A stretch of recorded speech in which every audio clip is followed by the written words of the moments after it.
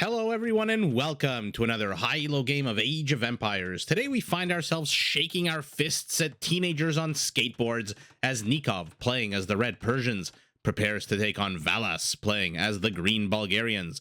Now as the players herd their herdables, explore their immediate surroundings, and try to go up to feudal as fast as possible, let's take a look at the respective civ matchup we'll be watching today. Now the Persians are an economic powerhouse with a tech tree that is incredibly strong and incredibly diverse.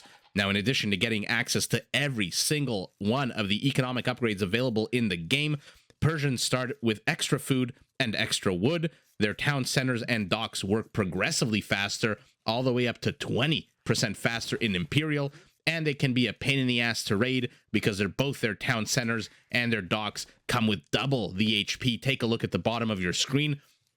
4,800 HP compared to the usual 2,400 HP.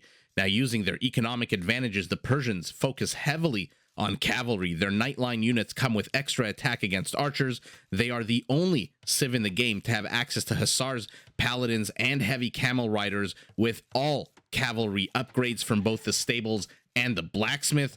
And the availability of all of these upgrades very much helps them with their unique unit, the War Elephant, an elephant unit that comes with a massively powerful attack, a huge amount of HP, does trample damage, but is incredibly expensive and super duper slow, although you can research an upgrade to have it move 30% faster.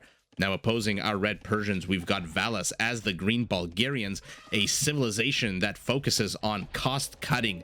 Militia line upgrades are free. Blacksmith upgrades cost less food. Siege workshop upgrades cost less food. And blacksmiths work twice, or rather almost twice as fast as normal. Now, Bulgarian town centers cost less stone, which is fantastic because the Bulgarians can divert this resource into building their unique structure, the Krepost. Think of this as a mini castle similar to the donjon from the Sicilians, except it's more expensive, comes with more HP, a higher attack, and more armor, but also does provide 20 population room. Now, once you've saved up all of your resources, you can invest them in building a pretty tanky army. Even though Bulgarians do not get access to champions, they can upgrade their two-handed swordsmen to be incredibly tanky with a huge +5 melee armor boost. And they can turn their cavalry Japanese by upgrading them to attack 33% faster, which is fantastic when you realize that their unique unit, the Conic, a 2-for-1 unit that starts off as a tanky, powerful, flail-wielding cavalryman, transforming once it dies into a less tanky but still powerful infantry unit when it dies, is the slowest attacking mounted melee unit in the game. I think I got that right. The slowest melee attack of any cavalry unit in the game goes to the Conic, an award, a dubious award, let's say, but you can again improve it with the sorry, I had a brain fart there. The stirrups upgrade, which makes it attack 33% faster. So while we've been looking at the civilizations, both players have established the preliminary portions of their bases. Let's take a look at where they're situated and how their bases look to see if we can determine whether any advantages or disadvantages will accrue to any particular player. Nicov, completely open in the east, completely open in the southwest. Primary gold together with the primary stone a little bit off campus, but I would say the stone backwards facing, the gold front facing, not the ideal location. Secondary gold, not too bad, a little bit in the back. Valas, his gold primary very much in the forward position, as is his stone, both of them exposed, although his gold seems to be a little bit closer to his town center, so even if it comes under attack, he can rush with the villagers back into the safety of the town center. Where is his secondary gold? It is all the way here. So both players, I would say, fairly in the similar position. No major advantage, disadvantage accruing to any particular player. This gold is very exposed, would do well to take this hill, would Valas, and this gold is very exposed as well. So both having very exposed resources with stone in the back, although Valas does have his secondary gold very much in the back, where Nicov has it a little bit off to the side. Let's take a look. What has Valas seen of his opponent's base? He's basically just now discovering the outline of the base of Nicov. And let's see what Nicov has seen of his opponents. Absolutely nothing. His scout was heading here, decides to pull a U-turn, and runs back home. Maybe to deal with this scout from his opponent, maybe not. We'll see exactly what he decides to do. Oh, okay. Maybe he saw, maybe he had an idea that Valas was sending forward 3 militias to see if he could harass, annoy, and otherwise disturb Nicov. Both players now, you heard that little sound, they are both now in feudal age. My favorite fruit bush in the game, the lemons with the pretty blue butterflies. There they are. Okay. Getting distracted by butterflies as 3 men-at-arms now upgraded from their militia status. Approach Nikov's base. Let's see what they can do for now. He has removed all his villagers from the foraging location to the safety of the town center. So we'll see. They'll, for now, just attacking this mill. If they can get this mill, also not a terrible amount of damage. It's a bit of wood that Nicov will need to reinvest. No discounts on buildings or anything like that going to the Persians. So this might be a good little pickup here for Valas. Nicov making no effort to defend it, although one spearman does double back. Let's see if Nicov, Valas notices, immediately pulls the scout cavalry. And now Nicov decides to contest the military presence on his soil and says, with 3 scouts, with 4 villagers and a spearman, I'm going to try to drive back your little force. Although now there's an extra added spearman here for green. He gets surrounded and gangbanged to death. 3 men-at-arms left. HP at what, 2/3 of what it should be? Scout cavalry at 1/3 of his HP. So Nicov here brilliantly defending this mill. The mill is on fire, but it should stand, especially if he repairs it. Yeah, okay, sends 2 villagers to repair. And now another green dot streaming across the map. Another spearman. Let's see what he can what he can accomplish here. For now, his aggression has been stalled completely. Nicov with a very interesting wall-off approach here. I don't mind this at all. Instead of taking the standard approach of just a big old wall off, he's constraining himself, but definitely making it easier to defend.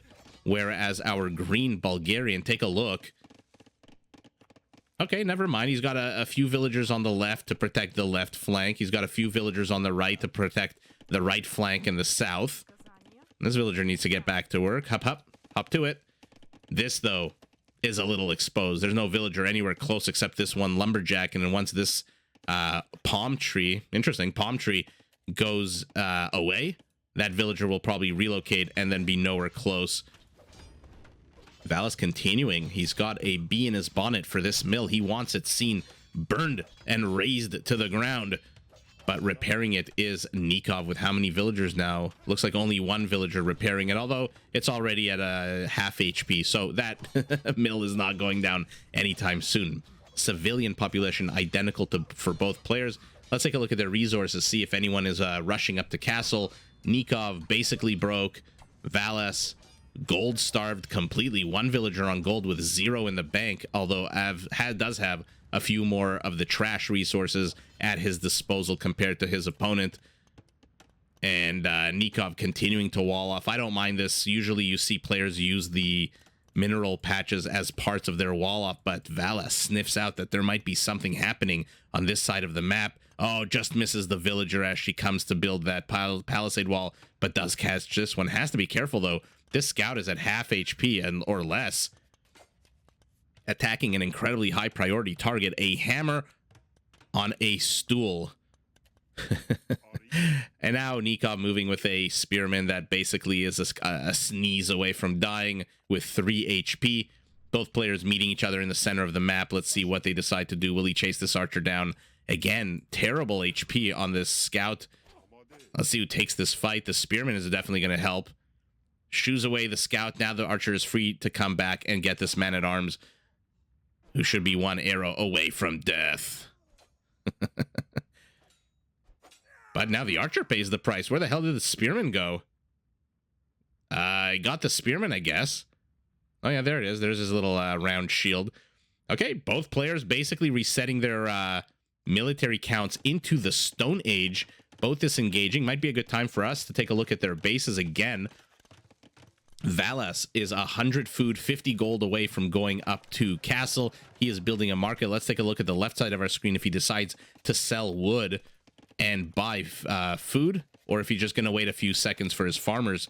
Looks like he's going to wait a few seconds. He has the resources. He should be going up any second now. Nicov, the Persians, still 250 foot away, has the gold, has the structures. What actually does he have? He's got a blacksmith and an archery range. Our green Bulgarian putting down a stable has already the blacksmith, so he is en route to Castle Age off the back of a market and a blacksmith. Okay, don't mind this. Continuing to explore the outer extremities of the map, looking for relics, looking for resources, looking for any kind of potential cheeky little run-by. Although at the 17-minute mark of the game, the run-by would still also be pretty weak. Feudal units.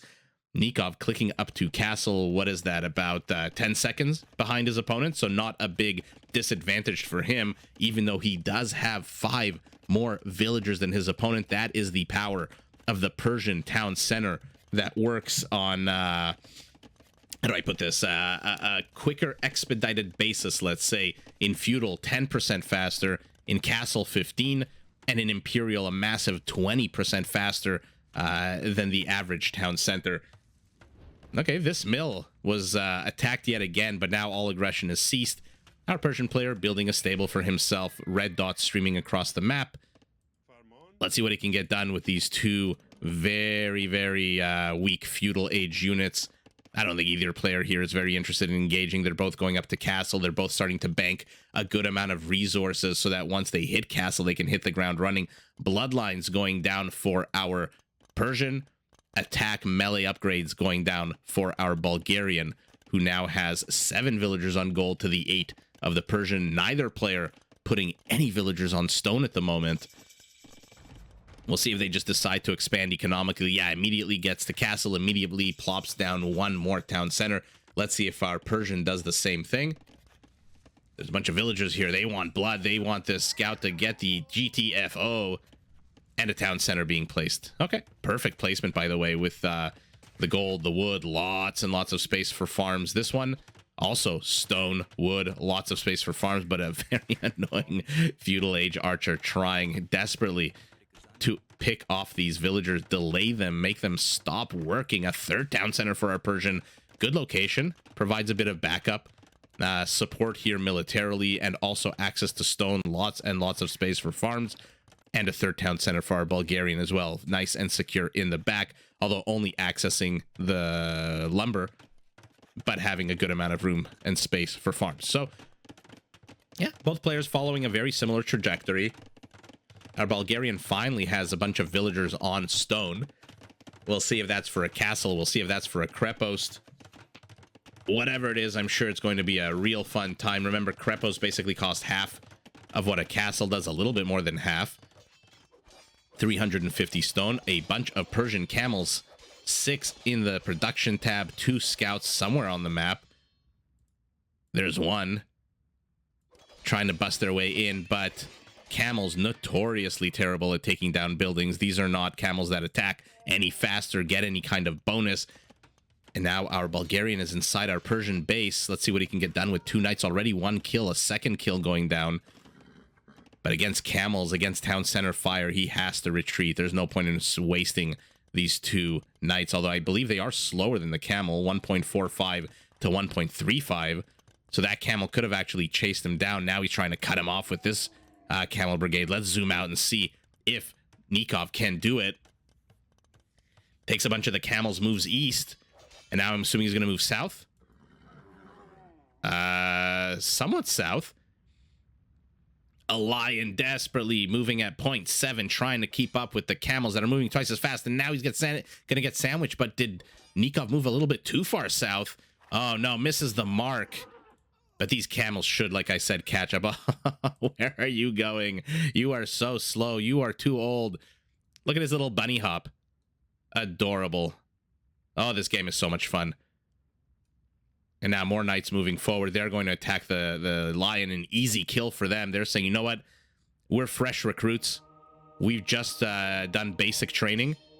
Body blocks with the knights, but... oh, I was going to say, will it be enough to save the monk? It is not. Another monk moving forward, though. They are fresh recruits. They do not want to take on Persian camels just yet.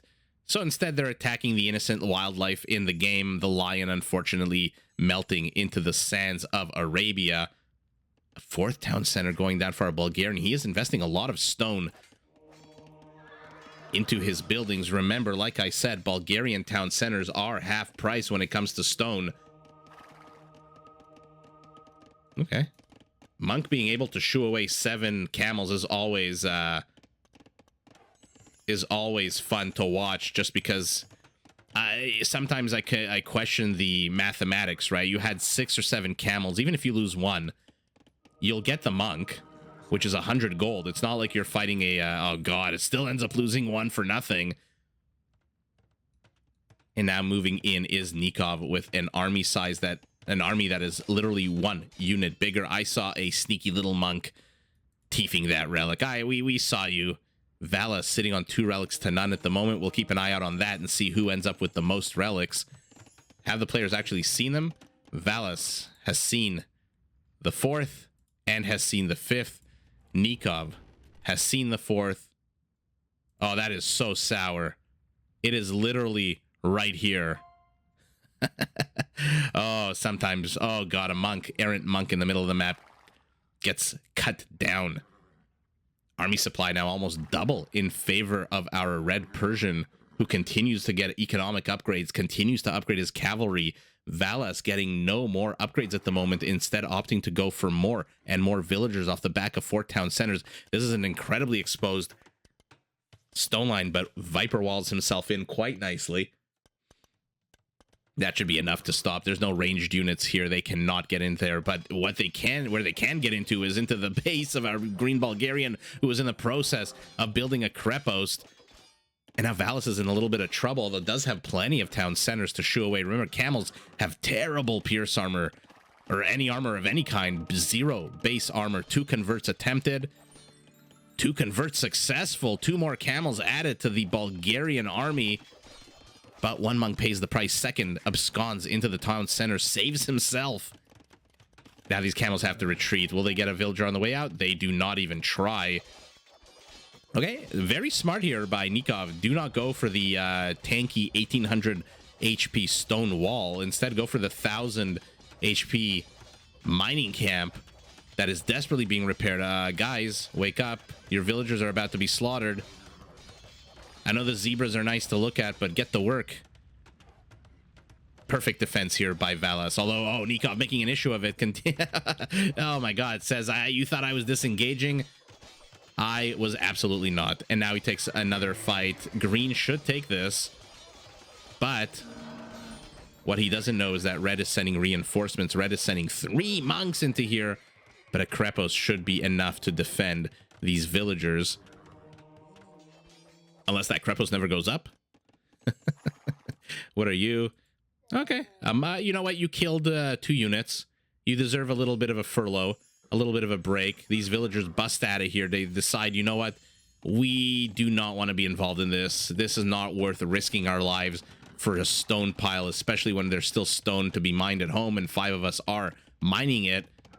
Oh, you hate to see them move so slow. I hate when the units baywatch and move in slow motion because they get tethered to things like monks and other ridiculously slow units. Another convert dies to the Krepost. Okay, castle being built to the left. Protects against run-bys. Protects this mining camp. That's why he gave up the one to the north, I believe, because he knew he was going to do this. But the center is quickly falling under Persian control. And ain't a damn thing the Bulgarians are doing about it. For now, the Bulgarians shoring up their defenses, expecting run-bys, expecting raids, expecting something that's going to require Krepos. Oh, double whammy with the archer fire there. Gets 2 monks for the price of 1. And then the 3rd bites the dust as well. But what is our green player, who, by the way, sees all this? What is he going to do? And Nicov, good for him, saying, I know you can see me. I'm still going to build my castle here. He is 38 seconds away from Imperial. His opponent, the green Bulgarian, a minute behind. Population incredibly similar in villager count, 110 to 109, but military count, our Persian is 3 times bigger. Another lion comes forward. Attacks. Who's he going to attack? Oh, the first villager who started building the mining camp.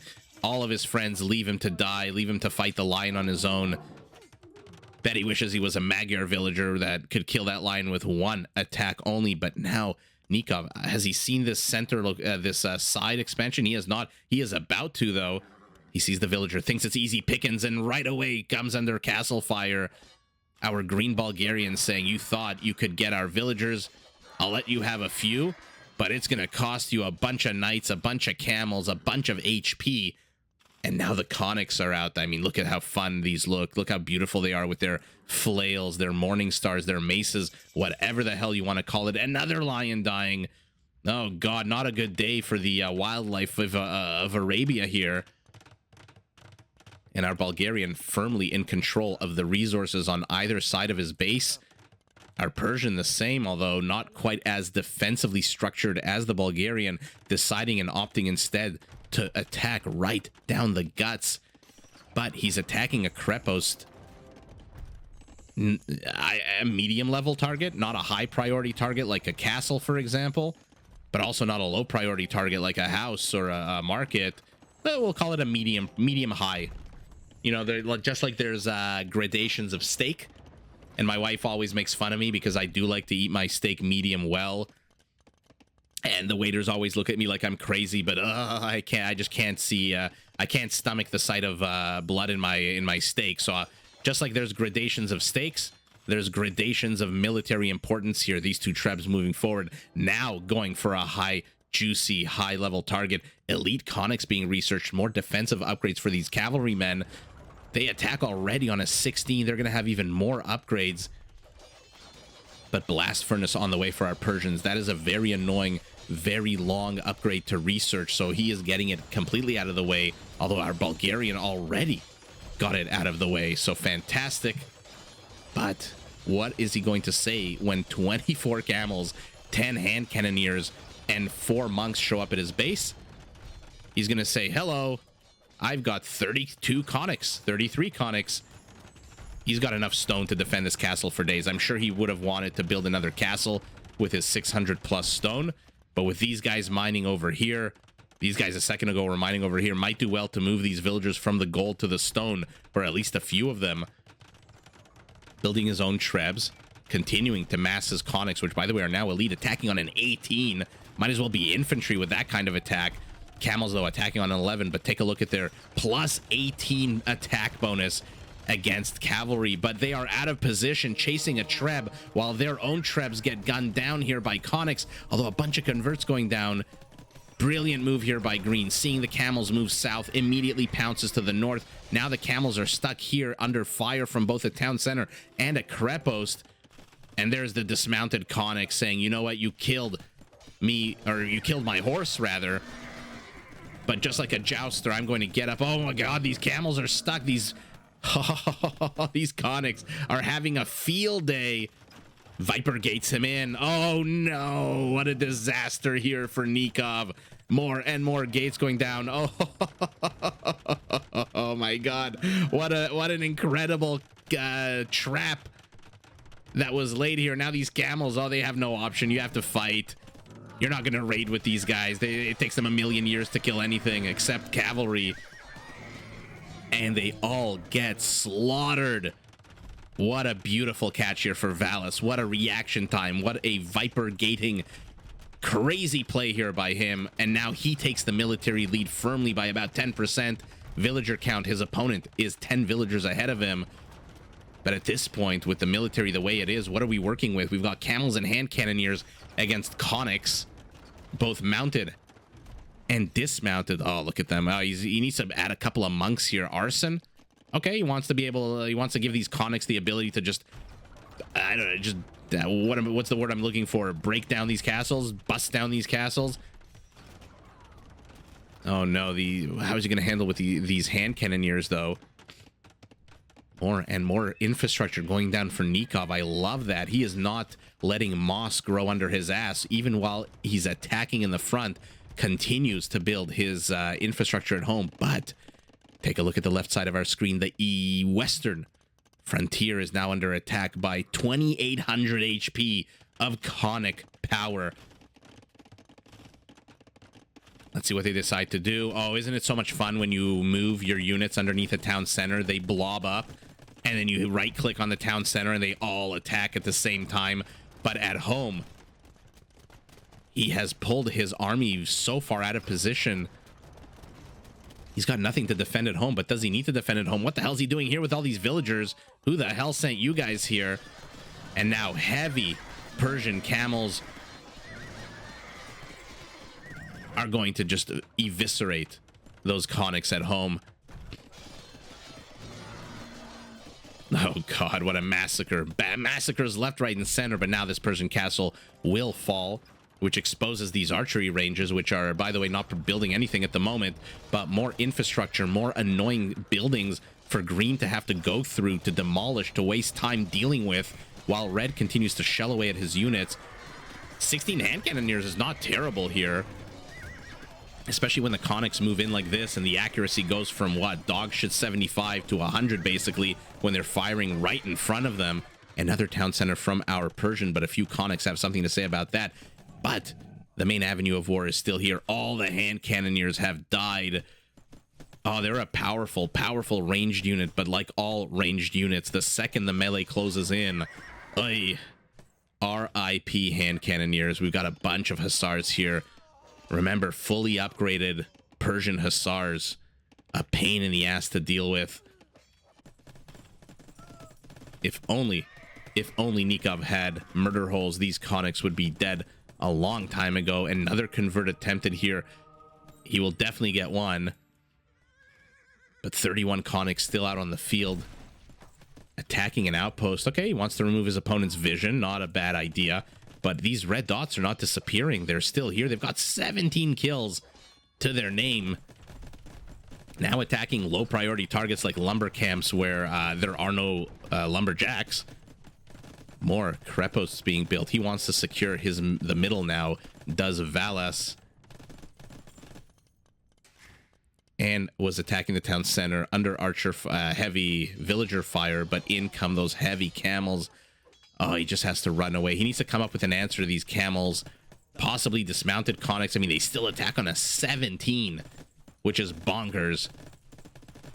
But yeah, you can't. I don't know if you can really rely just on dismounted conics. They are still a slower infantry unit to the camel, which can run around him all day. Another town center going down. More infrastructure, although he seems to have forgotten about these two archery ranges. Has Red. Okay, and now Red's been pushed back. All of this shit he built in the middle of the map has been rendered useless, has been made inoperative by our Bulgarian pushing forward, and now he's moving forward with dismounted conics.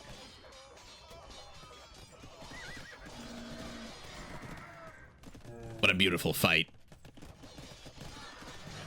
The camels keep balling up and getting kind of surrounded by the conics, but more and more camels streaming in. He's still producing 4 at a time, and he is just so warming his opponent. Again, dismounted conics, not, I don't think, going to win Valas the game here, but these camels, their HP must be dog shit. Yeah, they're down 1,000 HP. He would do well to bring in that one monk that he has. Where the hell's this monk? Okay, hanging out here. Get to work. Heal your team up. Heal your military. Maybe build a few more conics, but a bombard cannon coming out for our red Persian. But where is it coming out of? How far does it have to travel? Not too far at all. It's here in the south. We'll see if he hides it inside the siege workshop, or if he immediately moves it somewhere. No, immediately moves it into next to his camels. But again, take a look at their HP. Down so much HP. What is that? 30 to 40%. Another defensive. Love the location of this castle. King of the hill. But will the conics let it go up? Did they must have seen it. No, they haven't seen it. Now they're going to continue raiding these farmers, these poor farmers. All they want to do is grow crops. They are yelling at the conics, leave us alone. We are not involved in this. We have no choice. Somebody on a computer somewhere is clicking us to till these fields. Leave us alone. Hussars coming in against... Okay, he's getting the Halb upgrade. He's got it going 24 light cav. And these conics continuing to be annoying. But again, he has no real answer to these Persian camels. And we'll see if he eventually gets the resources also to upgrade his light cav to hussars. For now, they are stuck in the light cav mode. I bet he wishes he was the Turks, so that these guys would become hussars almost immediately. And now Green returning the raiding favor, but with much weaker light cav compared to his opponent's hussars. Outpost seeing the wall of Valas very smartly understanding that he cannot leave himself exposed to Persian hussars. Otherwise, he's just going to be ripped apart. Where were they going? I think the hussars wanted to get the bombard cannon, but he moved back so far. And with the hand cannoneers here, Valas is, seems like he's transitioned completely to trash. Oh, what do we have in the production tab? Why am I clicking and it's not doing anything? Where are you? There you are. Oh, mama, finally. Let's see him. I don't care what other battles there are on the map. Oh, look at him. Look at his adorable little tail with some kind of metallic cover on it. Turn around. Let us see your beautiful face. We'll keep an eye on that war elephant. You love to see them. One elephant is definitely not enough to invest all the resources to upgrade their speed. I'm trying to remember the name of the upgrade. Mahouts? For now, though, where is that elephant? What is he doing? He's killing a dismounted conic. Send him into battle. Send him into... Oh, he did get the hussars upgrade. Okay, good use of resources. Both of these players macroing their economy fantastically. Nicov may be sitting on a few too many villagers. This elephant, let's see him take on a bunch of hussars, but not from the low ground. No, not like this.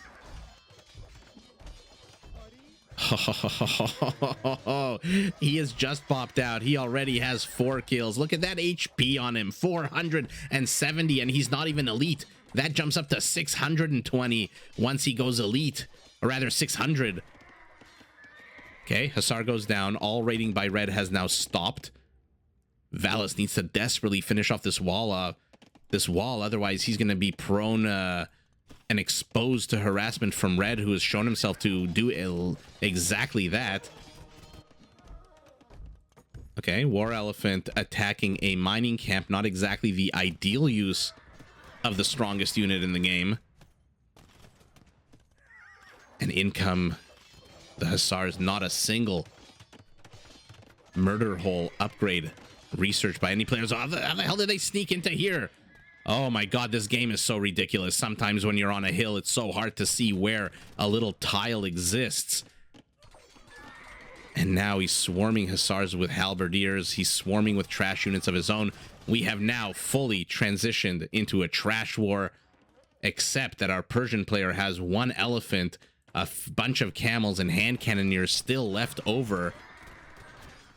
Whereas our green Bulgarian is essentially 1 conic away from being a complete trash master. Okay. Our red Persian decides to call it.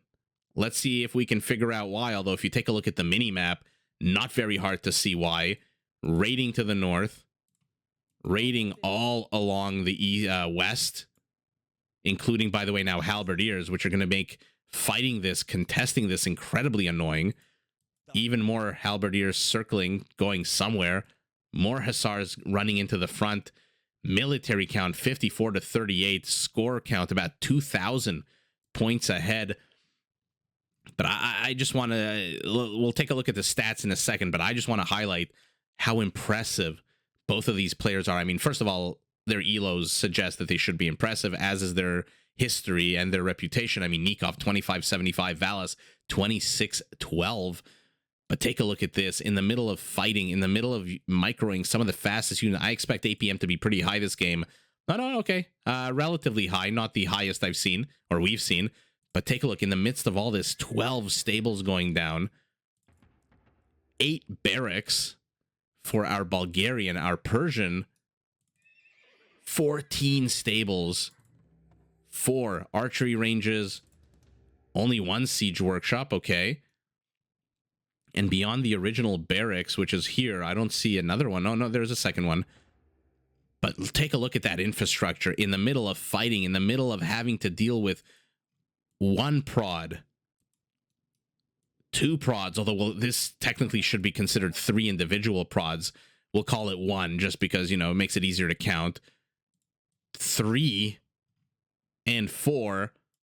he still has the wherewithal, still has the APM, the clickability to continue building infrastructure behind all of this. 128 villagers, 135. I think that is the perfect. I mean, 135 a little bit too much, but I think in the 110 to 120 region, if you want to just completely overwhelm your opponent with trash like hussars, by the way, fully upgraded as well, you really need this amount of villagers. And so perfectly balanced economy for Valas. Nicov, I think, would do well to lose a few villagers, maybe not on food, but on wood. And where is that Persian elephant? I didn't realize they had tattoos. Oh my god, that's really cool. Anyway, he has 6 kills. Let's take a look at the stats. Let's see what happened here. 128 heavy camels could not handle 111 conics. Now remember, this is really 222 because once they die, they dismount and then they become even more annoying. Or rather, more annoying because you thought you killed the unit, but nope, out pops another one. 5 relics, all taken. Our Persian took 3. Our Bulgarian took 2. Let's see if that did anything to their economies. 600 gold extra, not the end of the world. Food, wood, food, trash resources, very much in favor of our Bulgarian. Gold in favor of our Persian, and stone for our Bulgarian. And let's just see. Let's zoom out. He's got a good amount of wood. He's got an okay amount of food.